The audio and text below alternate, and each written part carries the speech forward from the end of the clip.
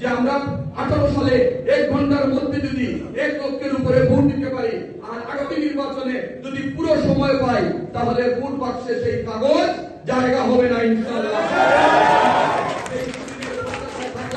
এবং আমরা মনে করি জনাব খন্দকার আব্দুল মুক্তাদির যদি সিলেট 1 আসনে নির্বাচিত হন তাহলে এই সিলেটে বাংলাদেশ জাতীয়তাবাদী দলের প্রতিটি নেতাকর্মীকে সাথে নিয়ে আমরা এই সিলেটের উন্নয়ন সহ মানবতার কল্যাণেই কাজ করবেন উনি, এই প্রত্যাশা কিন্তু আমাদের আছে। সুতরাং বিভিন্ন সেন্টারে গিয়েছিলাম, কোন সেন্টারে আমরা প্রবেশ করতে পারিনি। আপনাদের মনে আছে আমরা এই শিবগঞ্জে স্কলারশিপে সেন্টার ছিল, এই সেন্টারে যখন আমরা প্রবেশ করেছি তখন বাইরে থেকে তালাবদ্ধ করে ককটেল চার্জ করা হয়েছিল। আমরা যখন এই আপনার ঈদগাহ প্রাইমারি স্কুলে গিয়েছি সেখানে দেখি দরজা লক করে ভিতরে কে বা কারা অপকর্ম করছে। আমরা যখন দরজায় ধাক্কা দিচ্ছিলাম ভিতর থেকে যখন দরজা খোলা হয় তখন একজনকে দৌড় দিয়ে আমরা চলে যেতে দেখি এবং যে দৃশ্যটি দেখে আমরা আশ্চর্য হয়েছিলাম, একজন সম্মানিত শিক্ষক উনি ব্যালট পেপার নিয়ে আপনার ফ্লোরে বসে উনি নিজ হাতে এইভাবে সিল মারছেন। এই ঘটনাটি আমরা সামনেই ঘটেছিল। আমরা যখন দারুস সালাম মাদ্রাসায় গিয়েছিলাম পুলিশের একজন কর্মকর্তা ডিউটিতে ছিলেন, উনাকে আমরা অনুরোধ করেছিলাম যে ভাই আমাদের প্রার্থী আমরা একটু সেন্টার পরিদর্শন করব।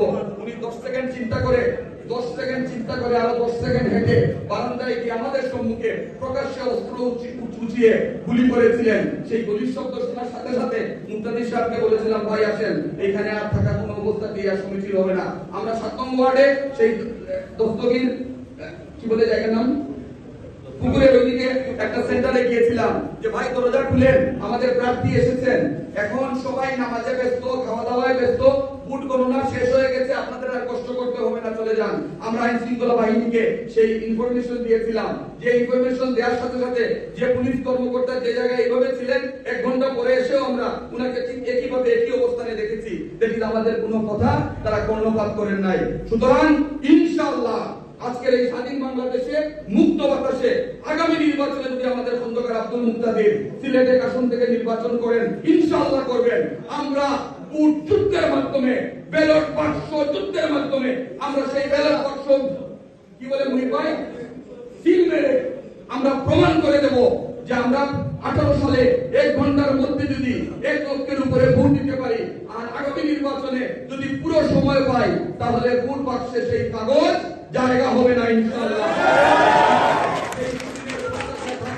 এবং আমরা মনে করি জনাব খন্দকার আব্দুল মুক্তাদির যদি সিলেট 1 আসনে নির্বাচিত হন তাহলে এই সিলেটে বাংলাদেশ জাতীয়তাবাদী দলের প্রতিটি নেতাকর্মীকে সাথে নিয়ে আমরা এই সিলেটের উন্নয়ন সহ মানবতার কল্যাণেই কাজ করবেন উনি, এই প্রত্যাশা কিন্তু আমাদের আছে।